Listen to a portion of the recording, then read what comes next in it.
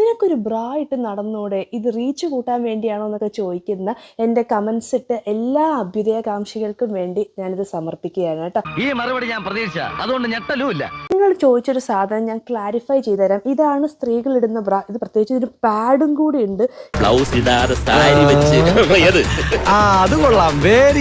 പ്രത്യേകിച്ച് ഒരു പാഡും കൂടി ഉണ്ട്, നിപ്പിള് കാണാതിരിക്കാൻ വേണ്ടിയിട്ട്. ഇതാണ് നിങ്ങൾ ഉദ്ദേശിച്ച നിപ്പിൾ. ഇതെന്താ മേലെ സാരിത്തുമ്പും ഇല്ല ബ്ലൗസും ഇല്ലാതെ വെറും ബ്രാ ഇട്ടോണ്ട് നിൽക്കുന്നത്?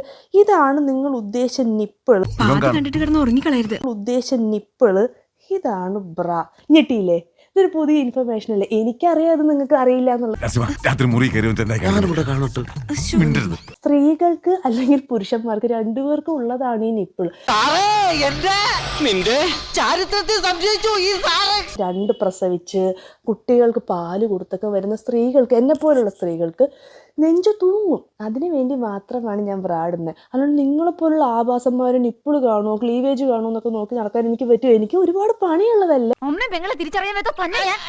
ഊരിയിട്ട് 2 നിപ്പിൾ കവേഴ്സ് ഇവിടെ ഒട്ടിച്ച് വെക്കണം. ഒട്ടിച്ച് വെച്ചതിന് ശേഷം ഫോട്ടോ എടുത്ത് വീഡിയോ എടുത്ത് എല്ലാവരോടും പറയണം, സഹോദരിമാരെ ഞങ്ങളുടെ നിപ്പിൾ കാണുമ്പോൾ നിങ്ങൾക്ക് വികാരം വരാൻ സാധ്യതയുണ്ട്. കാരണം നിങ്ങളുടെ നിപ്പിൾ കാണുമ്പോൾ ഞങ്ങൾക്ക് വല്ലാത്ത വികാരം വരുന്നുണ്ടല്ലോ.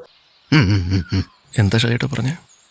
ഒന്നും മനസ്സിലായില്ല, പക്ഷെ കാണിക്കണ്ട. മുട്ടിന് താഴെ ഇറങ്ങിയ കുർത്തയും അതിന് താഴെ ലൂസായിട്ടുള്ള മുണ്ടും മാത്രമേ ഞങ്ങൾ ഇടുള്ളൂ. കാരണം നിങ്ങളുടെ മറ്റേ കാണുമ്പോൾ ഞങ്ങൾക്കൊരു വികാരം വരുമല്ലേ. ഏത് പിന്നെ ഇറക്കി ഒരു വീഡിയോ എടുത്താൽ പോരെ? ഞാൻ എന്ത് നൊട്ടേറ്റ് ചെയ്താലും ഈ നിപ്പിൾ കണ്ടു കഴിഞ്ഞാൽ നിങ്ങളത് റീച്ച് കൂട്ടില്ലേ? ഒരു മിടുക്കി പെമ്പിള്ളാർ കാര്യം സാധിക്കുന്നത് ഇങ്ങനെയല്ലേ?